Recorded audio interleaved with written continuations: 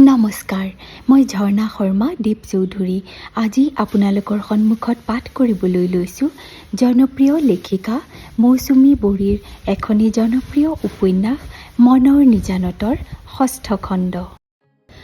অৱশেষত কাকলি ৰাজনন্দিনীয়ে কৃষ্ণকান্ত সন্দিকৈ মুক্ত বিশ্ববিদ্যালয়ৰ স্নাতক পাঠ্যক্ৰমত নাম লগালে আৰু তাৰ লগে লগে প্লে স্কুলখনো চলি থাকিল। গোটেই সপ্তাহটো ৯ বজাৰ পৰা ১ বজালৈ প্লে স্কুলত ব্যস্ত থাকে তাই।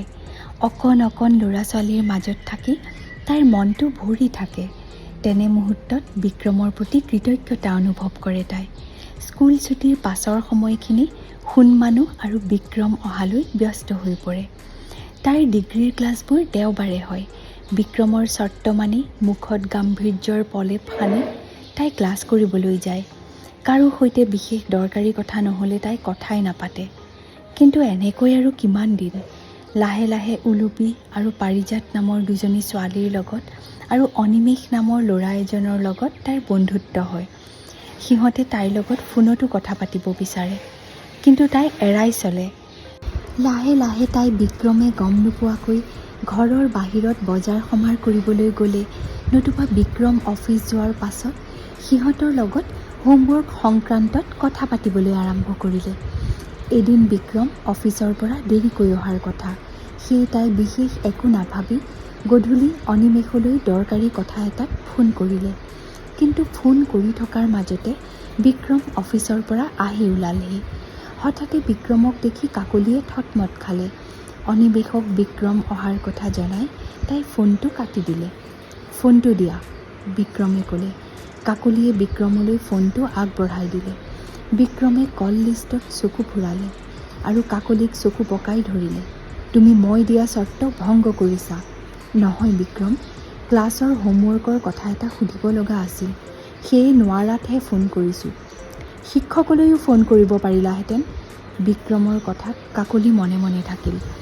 বাথৰুমত টাৱেল যোগাৰ দি তাই নীৰৱে পাকঘৰত সোমাই চাহৰ চচটোত পানী দি গেছ ষ্ট'ভত উঠাই দিয়ে।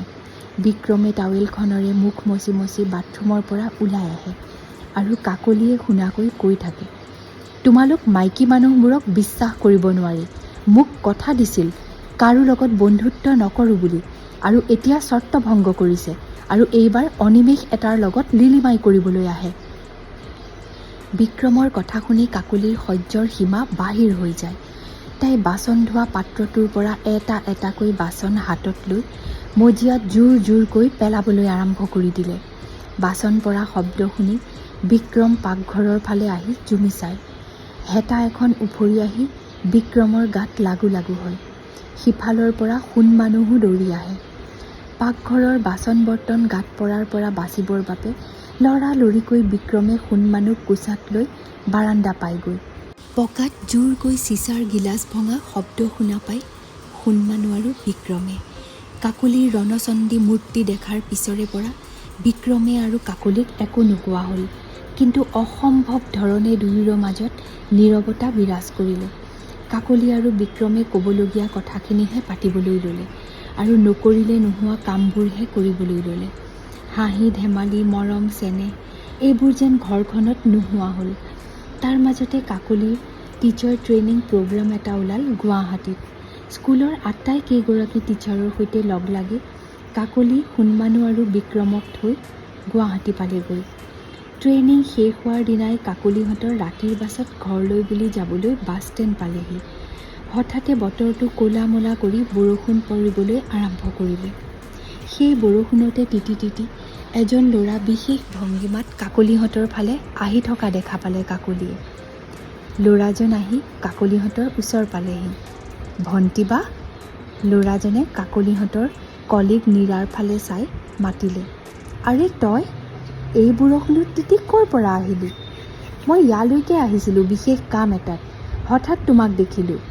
সেই বুলি আৰু এনেকৈ তিতিব লাগে নেকি? বৰষুণত তিতাৰ মজাই বেলেগ ভণ্টি বা। নীৰাই কাকলিহঁতক চিনাকি কৰাই দিলে। এয়া মোৰ মাহীৰ ল'ৰা কৌশিক। কৌশিকে তিতা হাতখনেৰেই কাকলিহঁতক কৰমৰ্দন কৰিবলৈ আগবাঢ়ি আহিল। কাকলিয়ে পিছে হাতখন আগবঢ়াই দিবলৈ ইতস্তৰ কৰিলে আৰু হাত দুখন তুলি নমস্কাৰহে দিলে। কৌশিকেও নমস্কাৰ দি কাকলিৰ চকুলৈ চাই মিচিকিয়াই হাঁহিলে।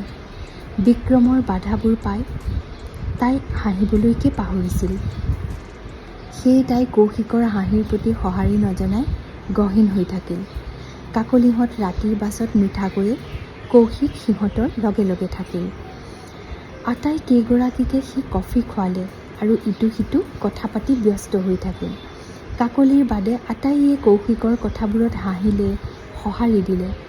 কৌশিকেও কথাটো মন কৰি আছিল। সেয়ে সি নিৰাক সুধিলে, কিহে ভণ্টি বা, আজি কাৰোবাৰ মৌনব্ৰত নেকি? কথাষাৰ উফৰি আহি কাকলিৰ কাণতো পৰিল। তাইৰ মনে মনে খং উঠিল। মই যেনেকৈ থাকোঁ লাগে, তাৰ আকৌ আপত্তি কিয়? আৰু ইমান চেলবেলীয়া ল'ৰাটো অহাৰ পৰা কথাই কৈ আছে, কাকলিয়ে ভাবিলে। কাকলিয়ে তেনেকৈ ভাবি থাকোঁতেই কৌশিক আহি তাইৰ কাষ পালেহি। আপোনাৰ নামটো পাহৰি থাকিলোঁ, কি আছিল বাৰু? ভণ্টিবাই একেলগে সকলোবোৰে নাম কৈ দিলে যে মনতেই নাথাকিল। মোৰ নাম কাকলি ৰাজনন্দিনী, কাকলিয়ে গম্ভীৰতাৰে ক'লে। আপুনি কিবা চিন্তাত আছে? কৌশিকে সুধিলে। নাইতো, কাকলিয়ে আচৰিত হোৱাৰ দৰে ক'লে। নাই নাই, আপুনি কিবা চিন্তাত আছে। ইয়াত সকলোৱে হাঁহি আছে, কথা কৈছে, কিন্তু আপুনি হহা নাই, কথাও কোৱা নাই। মই এনেকুৱাই, কাকলিয়ে সামান্য হাঁহি মাৰি ক'লে। হাঁহিটো কমকৈ ওলাইছে, আৰু অলপ জোৰকৈ হাঁহক না। কৌশিকৰ কথাত কাকলিয়ে সঁচাকৈয়ে হাঁহি পেলালে। বেয়া নাপায় যদি আপোনাৰ ফোন নম্বৰটো দিব নেকি? কৌশিকে ক'লে। কাকলিৰ এইবাৰ আচৰিত হোৱাৰ পাল। এদিনৰ চিনাকিতে ফোন নম্বৰ খুজিলেই? এবাৰ কাৰোবাৰ লগত চিনাকি হোৱাৰ পাছত খবৰ বাতৰি লৈও ভাল পাওঁ। বাকী সকলোৰে নম্বৰ ল'লোঁ, আপোনাৰ নম্বৰটোহে ল'বলৈ থাকি গ'ল। হঠাতে নীৰাই চিঞৰি উঠিল, বাছ আহিল, ব'লক ব'লক, সোনকালে ছিট লওঁগৈ। নীৰাৰ চিঞৰত কাকলিয়ে যেন ৰক্ষাহে পৰিল। তাই লৰালৰিকৈ নীৰাহঁতৰ পিছে পিছে বাছখনৰ ফালে আগবাঢ়ি গ'ল। কাকলিৰ পিছে পিছে আহি থকা কৌশিকে কাকলিক ক'লে, ফোন নম্বৰ নিদিলে ন? হ'ব বাৰু, মই ভণ্টিবাৰ পৰা লৈ ল'ম। বাছখনে লাহে লাহে গতি কৰিলে।